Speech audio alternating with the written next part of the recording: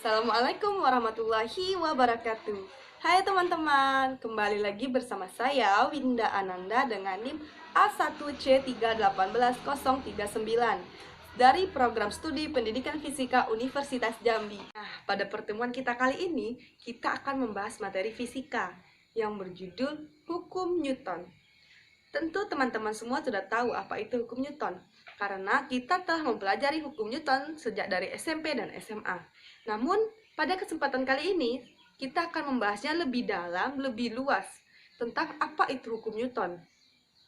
Nah, sebelum saya lanjutkan, jangan lupa like, comment, and subscribe. Nah, selanjutnya yaitu hukum 1 Newton, di mana rumus dari hukum 1 Newton ini yaitu sigma F sama dengan 0. Maksudnya gimana sih? Jadi, bunyi dari hukum 1 Newton yaitu, jika resultan pada suatu benda sama dengan 0, maka benda yang diam akan tetap diam, dan benda yang bergerak akan tetap bergerak dengan kecepatan tetap. Hukum 1 Newton dikenal juga dengan hukum kelembaban atau hukum inersia, di mana keadaan benda cenderung mempertahankan posisinya atau malas bergerak. Coba kita perhatikan simulasi gambar berikut ini. Nah, di sini ketika seseorang berada dalam bus yang bergerak, ketika bus tersebut mengerim secara mendadak, maka posisi kita akan terdorong ke depan. Sementara kita akan terus bertahan. Nah, contoh dari simulasi ini yaitu merupakan contoh hukum kelembaban atau inersia, di mana benda akan terus mempertahankan keadaan diamnya. Nah, adapun tujuan pembelajaran kita pada kesempatan kali ini, yaitu siswa dapat mendeskripsikan kedalaman, keluasan, urutan penyajian, dan penerapan, serta menyusun rencana dan melakukan simulasi pembelajaran pada materi hukum Newton. Apa itu kedalaman? Kedalaman materi yaitu rincian materi yang diberikan secara detail, sedangkan keluasan yaitu ruang lingkup atau cakupan materi yang dibebankan pada KD dalam jenjang tertentu.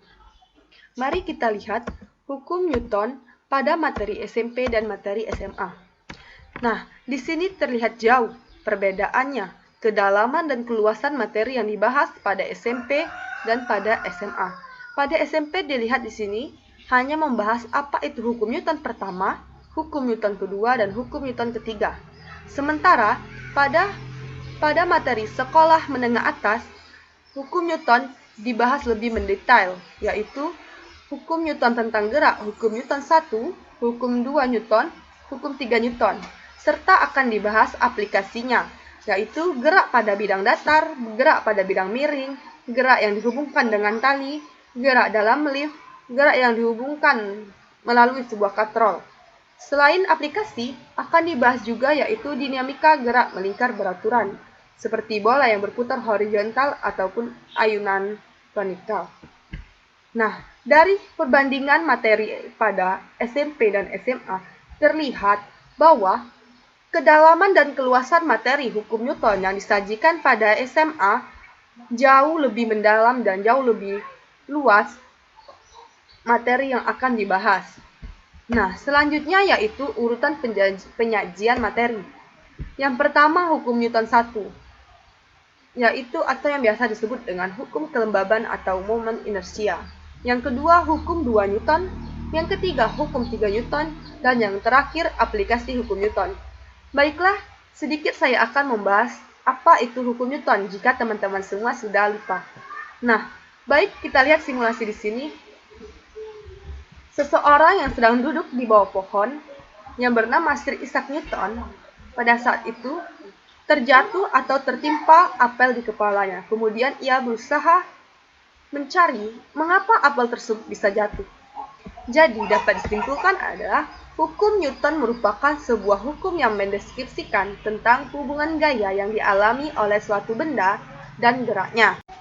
Nah, selanjutnya yaitu hukum 2 Newton yang berbunyi, percepatan sebuah benda berbanding lurus dengan gaya total yang bekerja pada benda dan berbanding terbalik dengan masanya.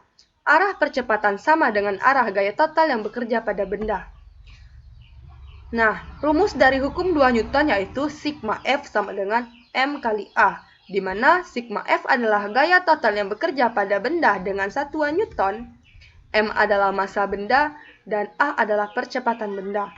Nah, jika kita lihat dari gambar, di sini terlihat mobil satu atau mobil yang berwarna hijau memiliki massa 700 kg, sedangkan mobil yang berwarna merah memiliki massa 2.600 kg. Nah, di sini terlihat massa kedua mobil yang berbeda, dan massa mobil satu jauh lebih kecil dibandingkan massa mobil kedua. Sementara gaya yang diberikan sama. Di mana bunyi hukum kedua Newton tadi, percepatan sebuah benda berbanding lurus dengan gaya total yang bekerja dan berbanding balik dengan massanya.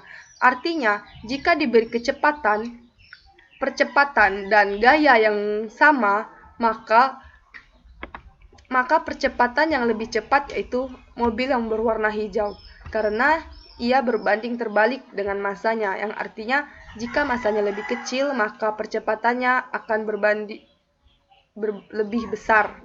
Begitu juga dengan mobil yang berwarna merah, jika massanya besar maka percepatannya akan kecil. Selanjutnya yaitu hukum 3 Newton yang berbunyi, ketika suatu benda diberikan gaya pada benda kedua, nah benda kedua tersebut memberikan gaya yang sama, besar tetapi berlawanan arah terhadap benda pertama. Di mana rumusnya F12 sama dengan min F21.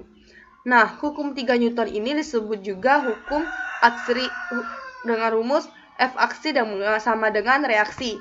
Seperti kita lihat contohnya, ketika seseorang mendorong tembok, memberikan aksi kepada tembok tersebut akan memberikan reaksi, yaitu reaksi dari tembok ini mempertahankan keadaannya.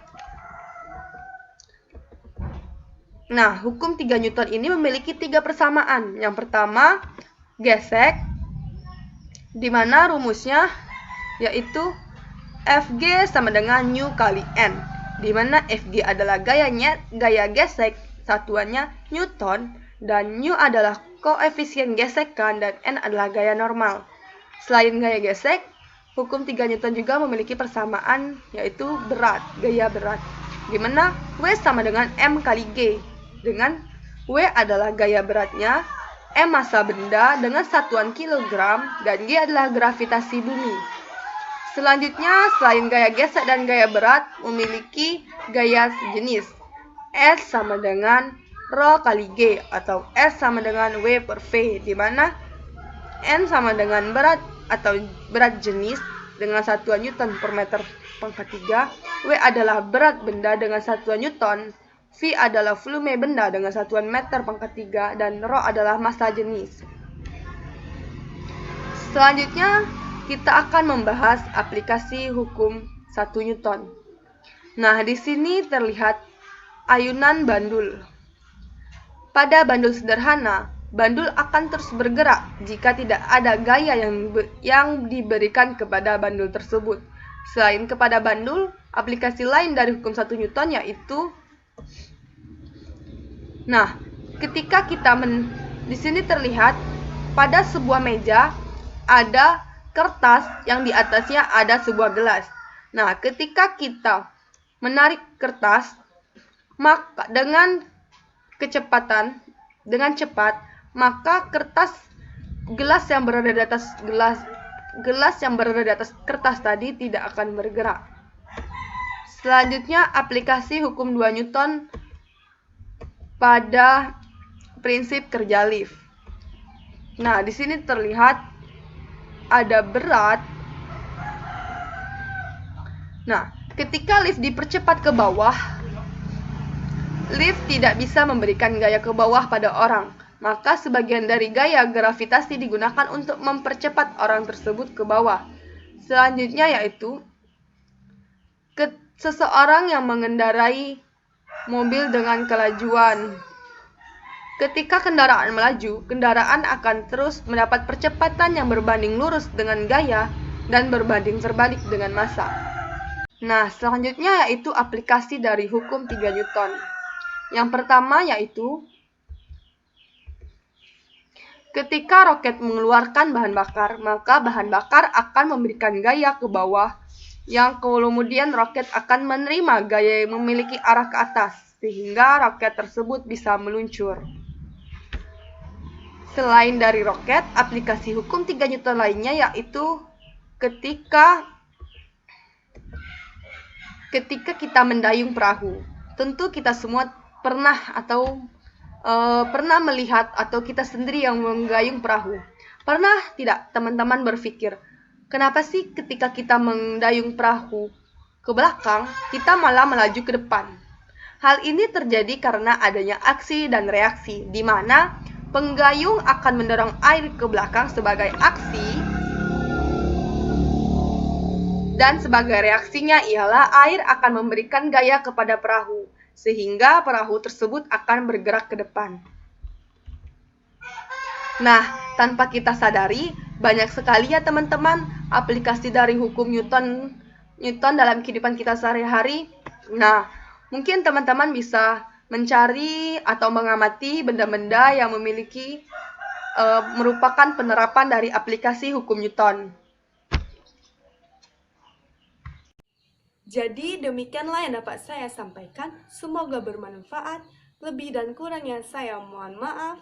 Saya akhiri, wabillahi taufiq wal hidayah. Wassalamualaikum warahmatullahi wabarakatuh. Terima kasih. Sampai ketemu di video saya selanjutnya.